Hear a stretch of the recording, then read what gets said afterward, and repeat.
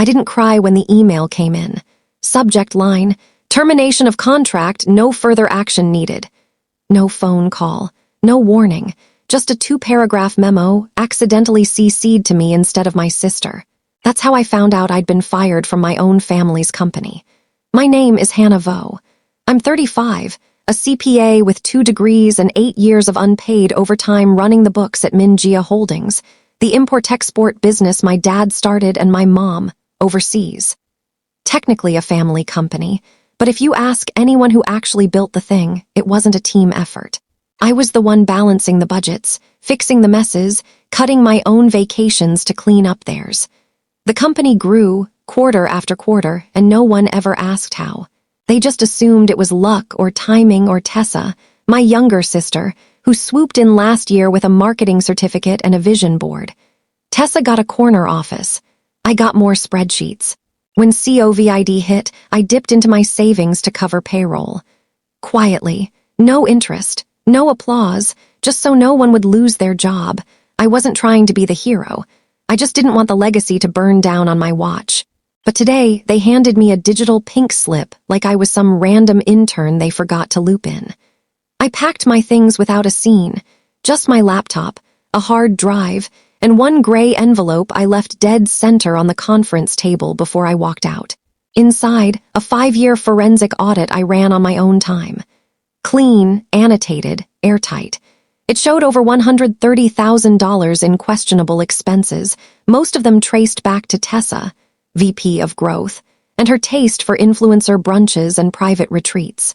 I didn't include a letter, no threats, just numbers, because the thing about numbers is they don't care how charming your smile is or how many followers you bought. That night I made tea and opened a fresh spreadsheet. Title, project, exit plan. No revenge plots, no dramatic social media posts, just a pivot. I'd been quietly building an idea for over a year, a financial platform for women like me who were always the reliable ones, the fixers, the backups, until we weren't useful anymore. I never pitched it to my family, I knew better. In their world, I was support staff, not a visionary, not a founder. 3 days later, Tessa called. She sounded chipper but cornered. Hey, quick favor. Can you send the password to the payroll portal? We're kinda locked out. I didn't answer. That night, I got a vague email from the company lawyer reminding me of my NDA. No accusation, just preemptive damage control. I archived it. I wasn't planning to leak anything. I didn't need to. They were going to self-destruct just fine on their own. By day 5, my mom called. She went straight for guilt. Let's not make this ugly, sweetie. We're family. Family, right. Family that fires you via email. Family that rewrites history as soon as someone shinier shows up. I let her voicemail sit unread. On Saturday, I sat across from Andrea Moore, a mentor of mine from my Big 4 days, now running a fund focused on early-stage ventures. She asked what I was working on. I told her, showed her the deck. She scrolled through the slides, leaned back, and said, I want in.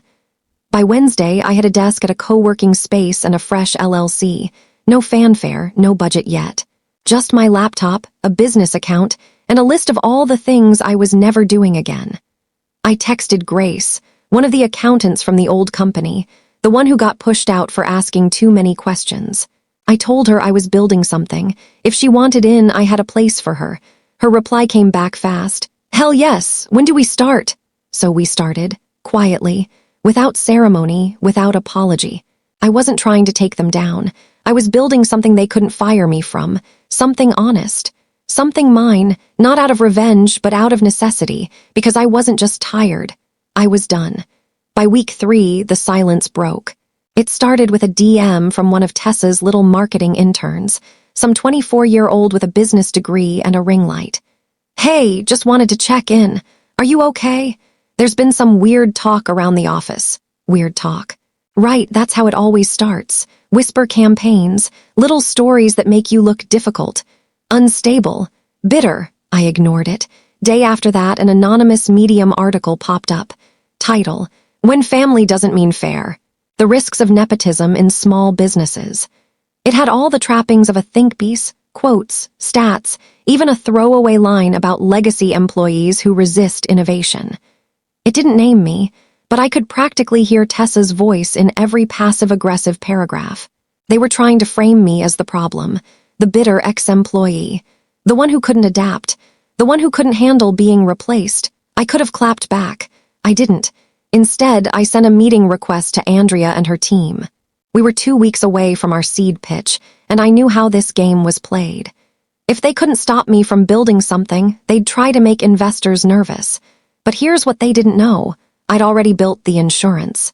Months ago, long before I was pushed out, I had started documenting everything. Not to be petty, to be safe. Every expense discrepancy, every odd wire transfer, every late-night emergency, Venmo from company funds to cover Tessa's spa weekends. I had it all. Screenshots, timestamps, cross-referenced with reports she thought no one would double-check.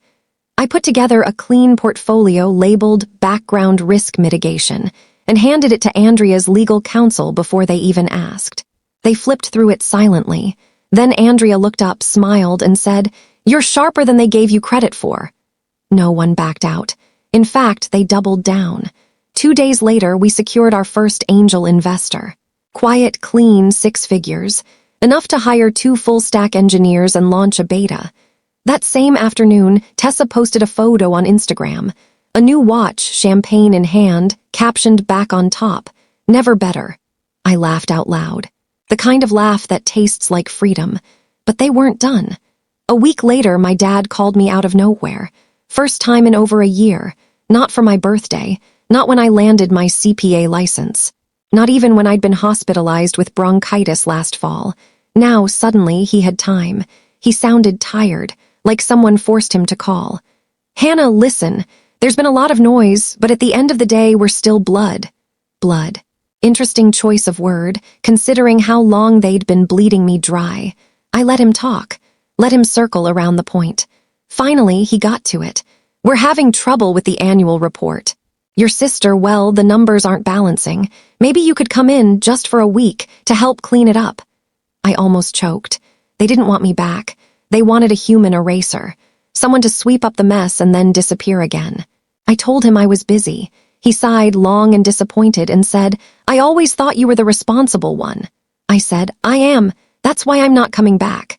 Next day, the company's official page posted a bizarre, cheerful statement about internal restructuring for growth. 2 execs were moving on. One of them was Grace, the accountant I'd hired. They'd tried to pressure her into signing an NDA, even though she hadn't worked there in months. They were scrambling. I was watching. That week, we launched our closed beta. 30 users, word of mouth only, all women. All holding stories just like mine. One was a nurse who'd been paying her brother's rent for 5 years. Another had funded her mom's gambling debt under the name of family loyalty. They didn't want pity. They wanted tools, structure, a way out, and we were building it for them.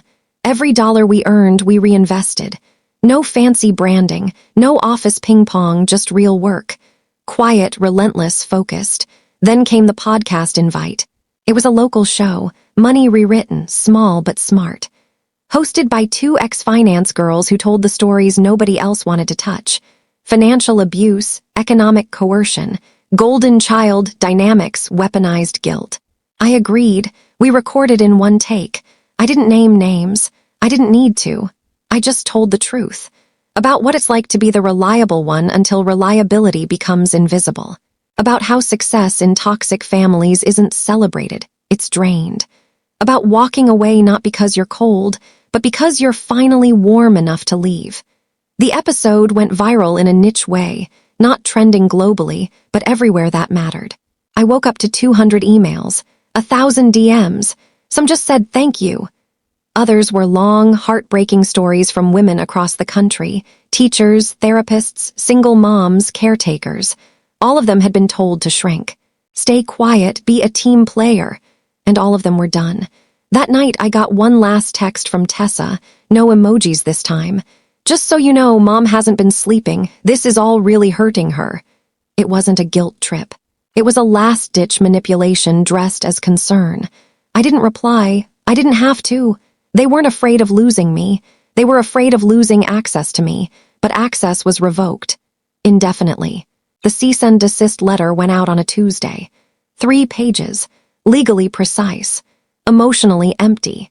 Addressed to Min Jia Holdings, specifically naming my mother, my sister, and the in-house attorney who kept accidentally emailing files to my new company's investors.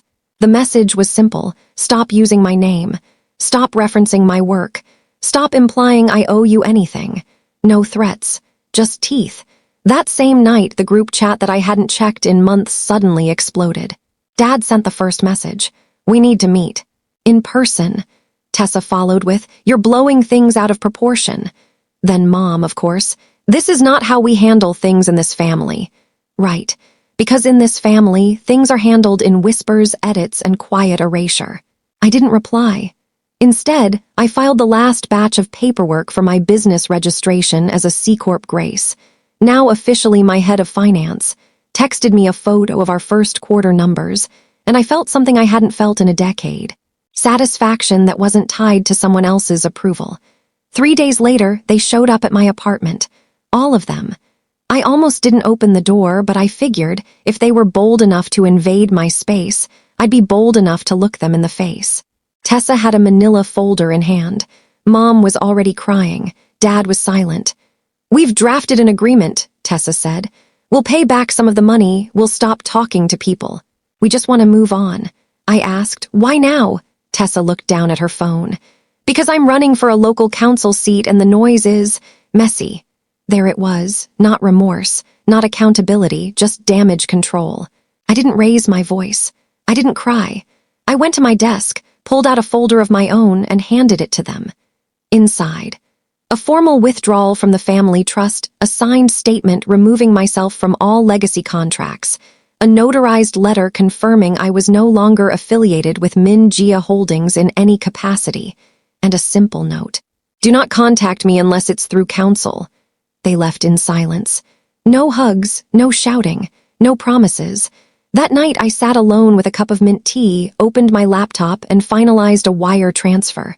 $7,000 to a new initiative I'd quietly launched the month before, the Quiet Exit Fund. A microgrant program for women stepping away from financially toxic families. No applications, no essays, just help fast. The first month we funded 3 women. By the end of summer it was over 80. They weren't just strangers. They were mirrors, teachers in their 40s, daughters of pastors, first-gen students who became family. One woman used the money to break a lease shared with an abusive sibling. Another finally bought a plane ticket to the life she'd been too scared to start. This wasn't revenge. It was redistribution. And somewhere in the background, my mother was still trying to spin the story. I knew because an old classmate messaged me a screenshot.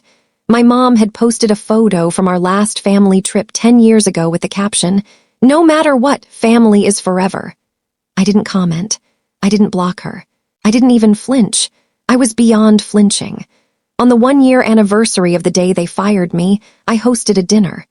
Not in a luxury hotel, not in a penthouse, just a quiet community hall with soft lighting and no dress code. We served rice bowls and sparkling water. We played Nina Simone. There were 13 women there, some fund recipients, some new friends, some just curious. Nobody asked what we did for a living. Nobody bragged about titles. We talked about books, gardens, hobbies, and how long it takes to start breathing normally again after a lifetime of being someone else's backbone. They asked how I made it through. I told them the truth. I stopped begging to be included and started investing in being whole. A week later, I got a letter, handwritten. No return address, but the handwriting was familiar. It was from my mother. She wrote, "You were always the smart one. The strong one, I just didn't want to see it. I think we lost you, but I hope you never feel lost again." I didn't cry. I didn't forgive. I folded the letter not out of sentiment but out of closure, tucked it into a drawer labeled done. That same evening, I changed my last name, not in anger, in clarity.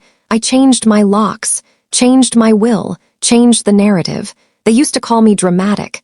Now they just call me gone. I didn't burn bridges. I built boundaries. And on the other side of them, I found peace, purpose, and a version of myself no one can erase.